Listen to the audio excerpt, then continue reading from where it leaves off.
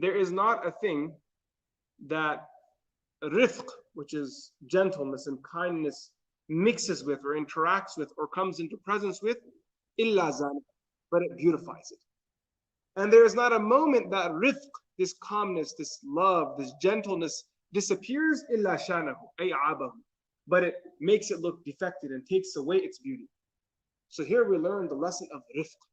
Rifq is gentleness, to be calm, to be loving.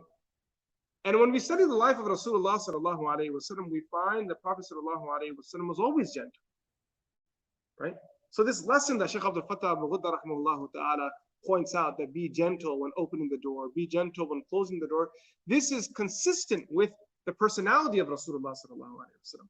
The Prophet sallallahu alaihi wasallam didn't shout at people, even if he was really upset. Ask yourself this question: when you get really angry, someone says something to you that makes you very mad, what do? Do you start shouting at them? Do you become abusive? That's not who Nabi sallallahu alaihi wasallam was. The Prophet sallallahu alaihi wasallam, when he would become upset with someone, he would say something like "Taribat yadak," right? He would say something like "Thakilatka ummuka ya Mu'ad," a very soft, almost gentle way of rebuking that person. Malak, ma sha'nuk. Like that was a sort of language. What happened to you? What's going on in your mind? That's how the Prophet sallallahu alaihi wasallam would speak. And sometimes the Sahaba can tell Nabi sallallahu alaihi wasallam was upset. They say that we would be sitting in front of the Prophet sallallahu alaihi wasallam, and when he would become upset, his face would become somewhat red, as if someone took a pomegranate seed and squashed it and squeezed the juice out of it. That color would begin to spread in the face of Nabi sallallahu alaihi wasallam, and there was this vein that would bulge and would become very apparent and visible in the middle of his forehead. So they say you can see the anger of Nabi sallallahu alaihi wasallam, but you wouldn't hear it, you wouldn't see it. There wouldn't be fists flying around or things being thrown around. Rather, Rasulullah sallallahu alaihi wasallam was taught by Allah, "Fasfah anhum wa qul salam." That pardon them and say salam. فَسَوْفَ يَعْلَمُونَ. They will face their transgressions in the hereafter. But your job is to be calm, gentle with people. One time, Rasulullah sallallahu alaihi wasallam was at home, and a Jewish person came to the Prophet sallallahu alaihi wasallam, and he said to the Prophet sallallahu alaihi wasallam, "Assalamu alayk," not as-salam. Salam means peace be upon you. What did he say? Assamu alayk, which means death be upon you. Nabi sallallahu alaihi wasallam heard it. He said, "Wa alayk," and you too, because the guy was trying to be smart. You know how, like, by the way, I find this very laughable. The way this Jewish person was trying to mock Nabi sallallahu alaihi wasallam by saying this, it's like something a second grader would do. I didn't say salam, I said sam. Funny, right?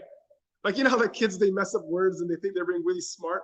So these people, they thought they were being super smart, like super intelligent. The guy must have thought, I'm proper intelligent, man.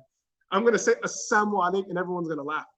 And Nabi sallallahu alaihi wasallam didn't stoop down to his level of childishness, and he said, wa alaik, whatever you said, whether you said assalam or assam, whichever one you chose, may the same be with you. al-Mu'mineen Aisha radiallahu anha, she couldn't take it. She heard the guy too. And she said, "Alayk wa alayka la'natullah wa ghadib Allahu alayk." May Allah's anger descend upon you. May Allah's curse be upon you. And she went on and on. Nabi sallallahu alayhi wa sallam said to her, "Mahlan ya Aisha, alayka bi-rifq." Aisha, slow down. Be patient. Be gentle. She said, "Do you not hear what he said, O Messenger of Allah?" Nabi sallallahu alayhi wa sallam said, "I heard what he said. And I said to him, wa alayk, that whatever you said, may the same be upon you." And then the Prophet sallallahu alayhi wa sallam said to Aisha radiallahu anha, that Allah subhanahu wa ta'ala loves gentleness. And gentleness and kindness does not mix with something, but it beautifies it. One person smashes the door open, it doesn't look classy. It's very, the best way to do it is to be gentle. When you're dealing with something, when you're washing something, when you're cleaning something, when you're walking, anything you do, right? You want to try to be gentle and calm and easy and everything. So this is also a general theme that we see in the life of the Prophet sallallahu alaihi wasallam. It's something to reflect over, right? That in your life, are you able to be gentle and kind and easy, or do you find yourself being violent and harsh and rough? Yes, go ahead. Reading, when entering or leaving your house, acknowledge those inside. Use the greeting that is unique to Muslims and which is the label of Islam. Assalamu alaikum wa rahmatullahi wa barakatuh. Peace, mercy, and blessings of Allah subhanahu wa ta'ala be upon you. Do not forego this Islamic greeting by replacing it with something else such as good morning or hello. This will lead to the salam eventually being totally abandoned. This greeting is the salient feature of Islam. It is the label of the Muslims which Nabi sallallahu alayhi wa sallam prescribed by his action and statement. And it is that which he taught to his attendant, Sayyidina Anas ibn Malik radiallahu an, when he sallallahu alayhi wa sallam said to him, "O my son, greet your family when you enter your home, for that is a blessing for you and your family." Sunnah. So here the author, he then tells us what's next. Once you do enter into your home, confront the people inside the home with a proper greeting. When you greet people, there is a very powerful impression that is left on you. If you walked into a house and without greeting anyone just went to your room, it gives a very I don't care about you feel.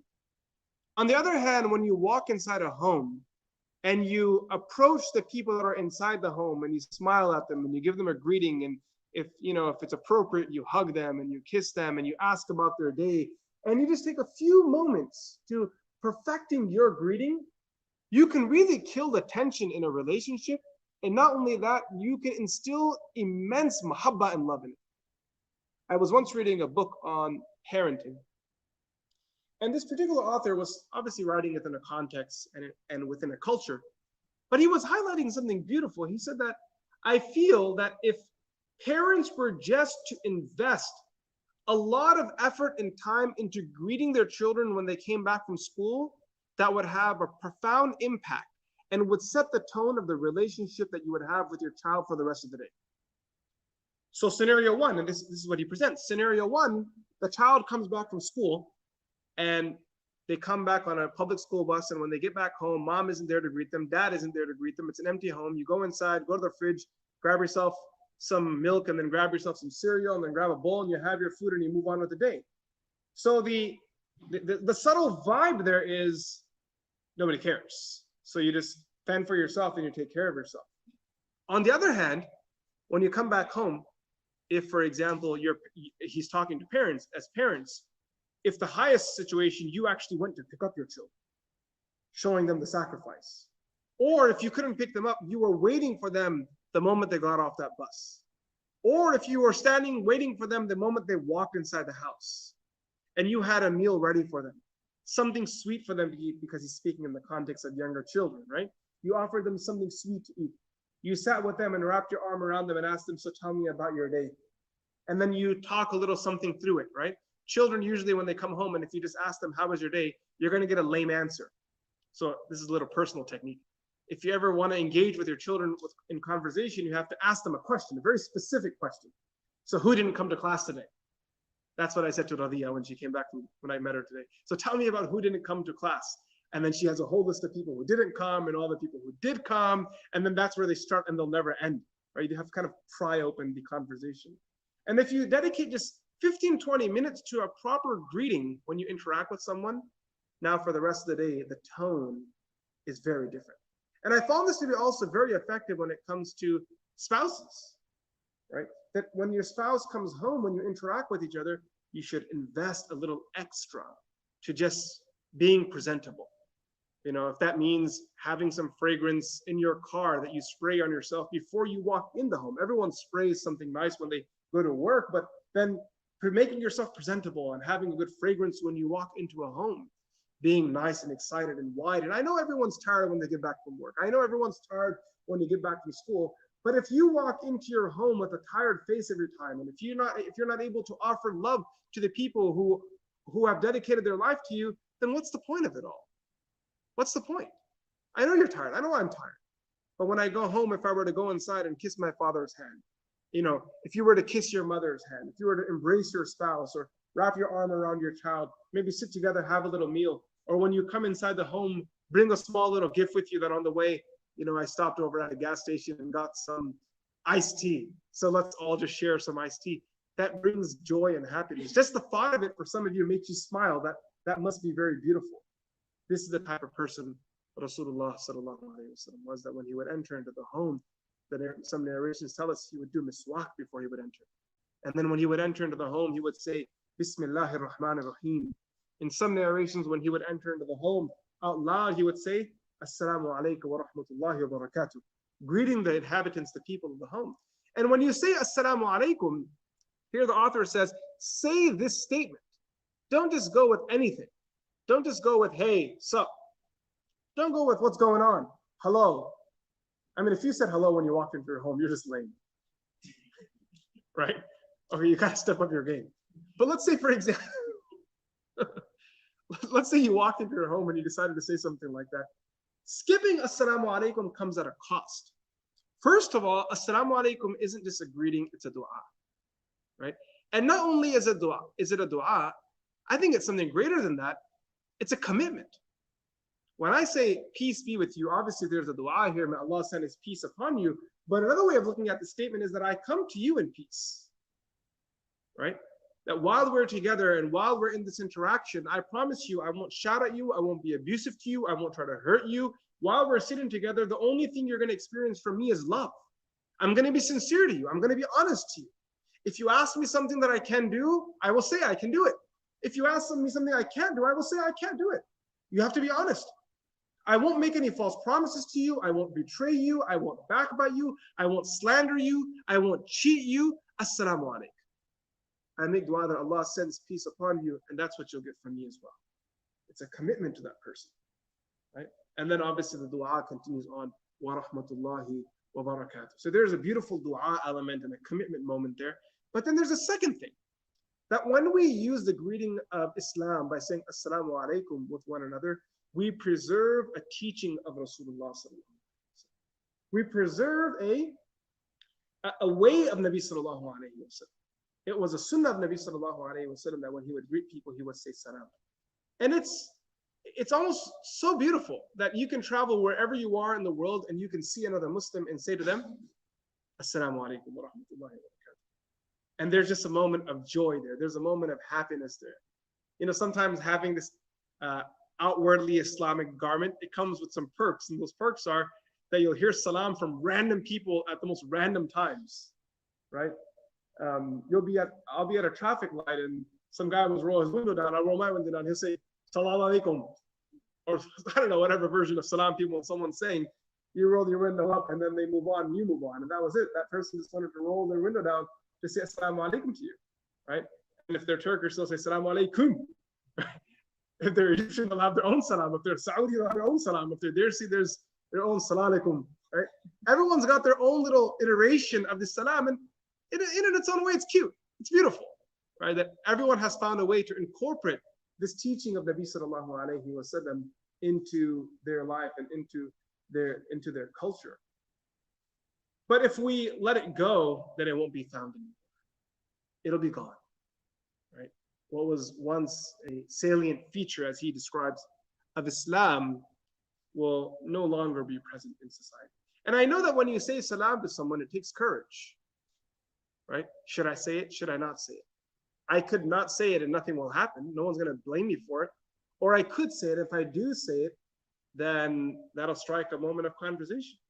You know, when I go to places, if I'm in a public area, I go to, like, if I take my kids to a theme park, or if we go to a park somewhere, or if we're at the airport and I'm with my children, I always have them go say salam to anyone that we see visibly being a Muslim. And it's really awkward for them. They're like, but no, I don't want to go. Do I really have to go? I went last time. Can Muhammad go this time? Like, it'll be that whole thing. But I always push them to go because I think there's two benefits. Number one, they get out of their little bubble and they learn to be comfortable interacting with people, right? And secondly, it's very possible that other person is intimidated because not everyone feels comfortable protesting or being outwardly being a Muslim when they're in the public, right? They'll do the bare minimum, but they don't want to engage more with Islam outside because people are going to look at them. And someone like me, I don't care about that stuff. So I can say salam out loud and I can pray salah in front of people. It doesn't bother me because I'm at a point in my life where I genuinely don't care what other people think. If you think it's great, come and join me. If you don't think it's great, then don't. And it comes with a blessing when you stop caring about what other people think. I share the story with some of my students of an incident that occurred this last week. So Saturday, I was in Houston, Texas. There was an imam's conference, and I was there. I was supposed to return back on Sunday to make it back in time for the classes at the Qalam seminary. However, I was just in the hotel room. We had just had lunch, and I was sitting in the hotel room, and I said to one of my buddies, hey, check if there's a flight back to Dallas. Let me jump on one. It was 3 o'clock. He pulled up his phone. He said, oh, I just found a flight. It's leaving at 4:10 p.m. So I said, book it. I'll go. He tried to book it, but unfortunately, because we were so close to departure, an hour and 10 minutes out, he said, I can't book it. You have to go to the airport and buy it. I said, cool, let's go to the airport. So him and I, we came to the airport. I quickly ran to the front desk and I tried to purchase a ticket. At that moment, I think there were close to 34 or 35 minutes until departure. So I said to the lady that, let me buy this ticket. She says, well, the one that you saw online isn't available anymore. Now there's only a first class version of that ticket available, and that's going to cost you $2,000. And I said, okay, calm down. $2,000, I'll go to Umrah. I'm not paying $2,000 to get to Dallas. She said, well, we only have a few minutes to decide because soon I won't be able to even issue this ticket from here, even if you wanted to buy it at $5,000. Like, I can't sell it to you. So I said, okay, I'm not doing it. I walked outside and I called my friend. I said, pick me up. It didn't work out. He was on his way back, and while he was coming back, right in front of me in the terminal, a fight broke out outside. You know where the cars are passing through? Right there was a fight broke out. And these two people went ham on each other. I had never seen something so bad before at an airport. And the craziest part was there was no security there at all. So these two people were just going at each other. And the traffic was jammed up. I asked my friend, where are you? He said, oh man, I'm miles out. This traffic isn't moving. I said, well, there's a fight in front of me. There's no way that traffic's gonna move until someone ends this fight.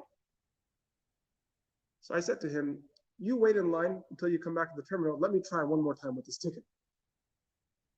I went back inside and I said to the lady, I want to get to Dallas.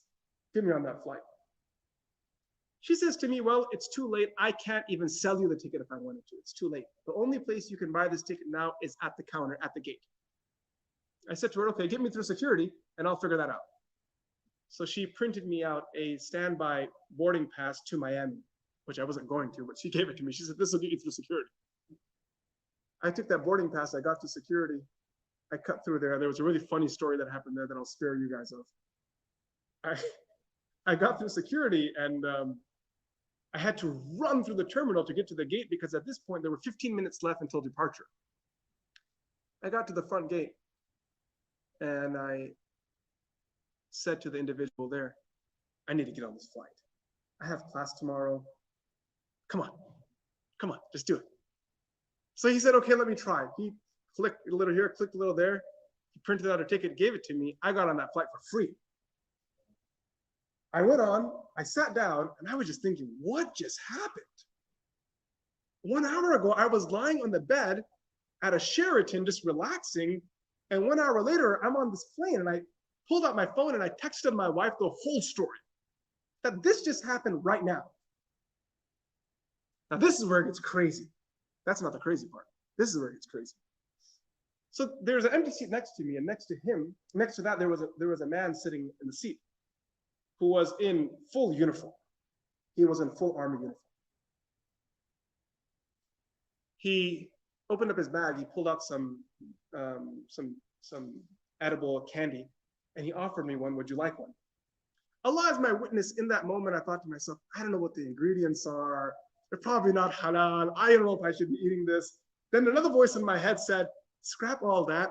Someone's offering you something. It'll be good da'wah. Just take it, say Bismillah, and just eat it. So then I just said, okay, I'll take one. I took one, I ate it. And then he says to me, do you believe in miracles? And I said, why? He said, well, I'm in uniform right now. I'm on my way for training to Kuwait. I'm going to be stationed there for 2 weeks. And I started learning a little about Kuwait. And I saw Islam was a religion there. And one of my friends recently became Muslim, so I've been interested in Islam. I had a whole list of questions that I had prepared to ask a Muslim, and I prayed to God last night that I get a chance to meet a Muslim before I land in Kuwait. And I looked at him and I smiled and I said, oh gosh, your dua. Your dua had me running around for the last 60 minutes. When a person makes dua to Allah subhanahu wa ta'ala with ikhlas, I was in my bed, you know, after just having a nice meal with my friends, and then like, what happened that I made it all the way here? And I looked at this man and I was just shocked because I couldn't understand the ikhlas that he had, that Allah delivered me to the seat next to this guy. So he said, you look Muslim. Do you think you can answer some of my questions? And I said to him, well, you're in good hands. We have 1 hour ahead of us. Ask as much as you want. Let's make this count. Let's not waste 1 minute, right? And we had a phenomenal conversation. I don't think I've had a conversation like that about Islam with a non-Muslim before, because his questions were all written out and they were all very, very thorough. His opening question to me was, are you going to indoctrinate me? I've sat with evangelists before and they do indoctrination. Are you going to try to convert me on this flight, and are you here to indoctrinate me? And I said, no, I don't do that, right? I mean, if you were to accept Islam, that brings great joy to me, but at the end of the day, choosing to be a Muslim or not is your decision. All this conversation will offer you is perspective. You can ask questions, I will try to answer them, and I will try to help you develop perspective. There was one point in that conversation where he asked me, so what's the difference between Christians and Muslims? So I said to him, the difference between Christians and Muslims, to explain to you in simple language, is like that between Christians and Jews. He said, explain. I said, well, it's simple.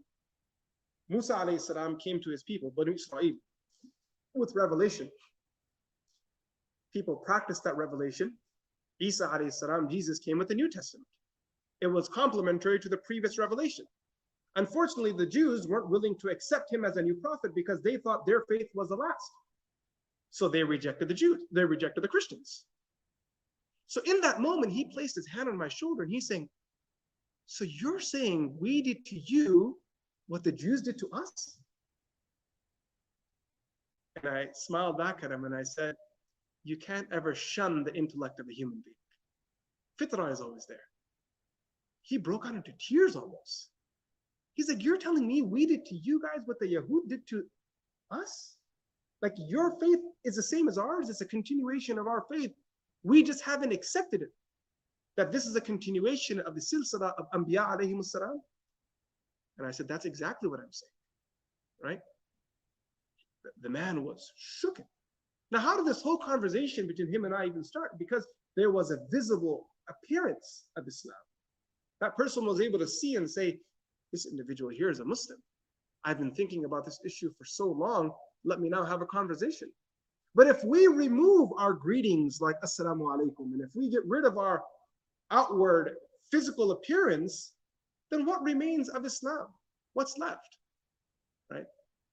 As one of my dear friends, who was also an imam in America, he says that the men in our society need to man up and start wearing their hats and also have outward Islamic presence, because otherwise all of the bullying and all the representation is being done by the sisters in the community. They're the ones that have that outward presence, and therefore they are bullied. They're the ones being tortured. They're the ones that are being called out. They're the ones that have to carry all that weight while the men just slide in between the cracks and disappear. He said, what kind of rujuliya is this? What kind of self-respect and honor is this? That if the sisters are going through sacrifice day in and day out because they are required by Islam for the hijab, then why haven't the men stepped up and taken a role and also outwardly presenting themselves as Muslims? I thought this was beautiful. This is a very interesting, unique perspective. That it's not just a matter of what's farad and what's wajib and what's sunnah and what's nafil. It's about how you present yourself to the society, giving people an opportunity to interact with Islam. Okay, so here he says that always start with that salam and don't forego it. This greeting is a salient feature of Islam. It is a label of Muslims which Nabi sallallahu alayhi wa sallam prescribed by action and statement. Nabi sallallahu alayhi wa sallam was the one who always initiated with salam, and he was the one that always greeted people. Then he says how Rasulullah sallallahu alayhi wa sallam also taught this to our beloved Sayyidina Anas bin Malik radiallahu anhu. He says here to his attendant, to his khadim. Anas radiallahu anhu was the one who served the Prophet sallallahu alaihi wasallam for 10 years. For 10 years, he was a khadim of the Prophet sallallahu alaihi wasallam. When the Prophet sallallahu alaihi wasallam arrived in Medina Munawwara, his mother presented him to the Prophet of Allah. She said, "Khuwaydimuk, ya Rasulullah. Here is a small khadim, a small servant. Keep him in your company. Fad'u Allah lahu, make dua that Allah subhanahu wa ta'ala blesses him." And Nabi sallallahu alaihi wasallam then make dua for him, for his wealth, for his family, for his progeny. Anas bin Malik radiallahu anhu thereafter spent 10 years serving Rasulullah sallallahu alaihi wasallam. And he became like a family member of the Prophet sallallahu alaihi wasallam. So in that context, Nabi sallallahu alaihi wasallam says to him, "Ya bunayya, O my dear son, greet your family when you enter your home, for that is a blessing for you and your family." Barakah will go with you. Yes, go ahead. Imam Qatada rahimahullah ta'ala, a common tabi'i, said, "Say salam to your family when you enter your house, for they are the most worthy of your salam." Imam Tirmidhi rahimahullah ta'ala reported from Sayyidina Abu Hurairah radiallahu anhu that Rasulullah sallallahu alayhi wasallam said, "When any of you joins a gathering, he should say salam. And when he intends to leave, then too, he should say salam." The first, the greeting of the arrival, is no less important than the second, the greeting when parting. So here he then shares a statement of the great tabi'i Qatada, who said that, "Say salam to your family when you enter, for they are most worthy of your salam." And the lesson here is that proper etiquette and manners need to be enacted, and you need to carry them out, and you need to offer them as a gift to the people within your home first. And that's where it's most awkward to be good, because you take them for granted, they take you for granted. So it's a circle. The brother says, "My sister doesn't respect me." The sister says, "Why should I respect him when he doesn't respect me?" So it's this never-ending circle of disrespect, of carelessness. But unless someone breaks that cycle and says, "No, we will be respectful in this house. We will be kind to one another. We will appreciate one another," the cycle can't break. The other thing is that people take those that are closest to them for granted, right?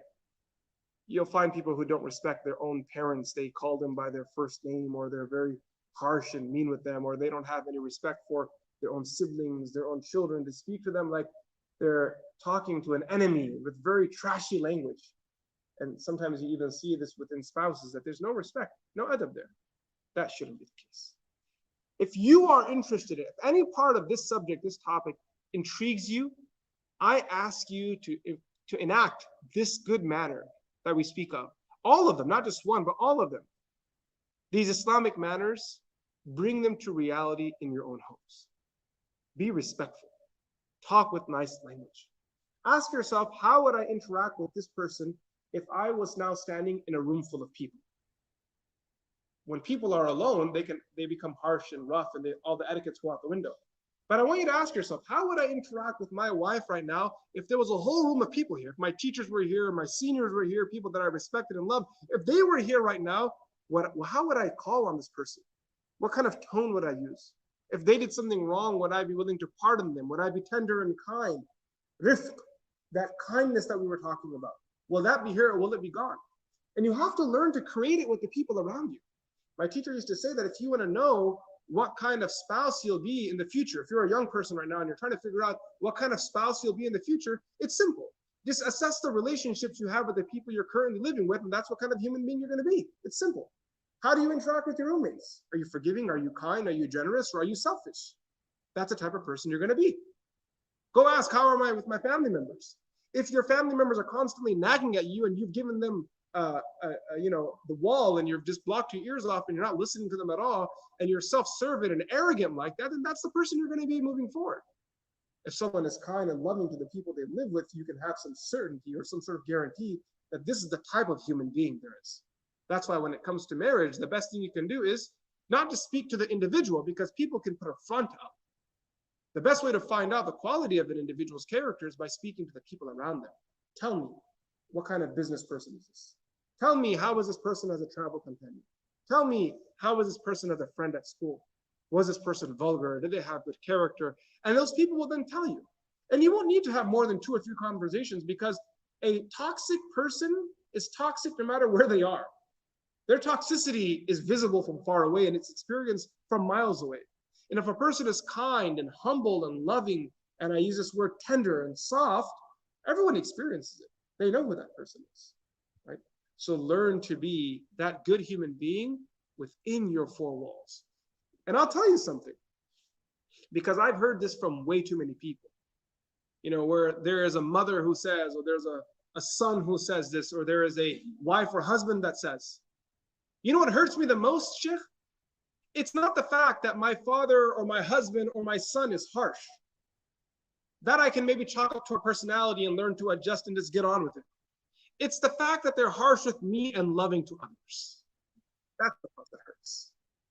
If that person was just harsh all around, then I would even accept it, that that's the type of person we're dealing with. Okay, whatever. But if this person can be kind and loving to their teachers, if they can be loving to their siblings, when it comes to buying gifts for their own brothers and sisters, the wife says, he's open-handed. But when it comes to giving gifts for me, he keeps talking about finances, finances, finances. When I ask him that take me for Umrah, he says, I don't have money.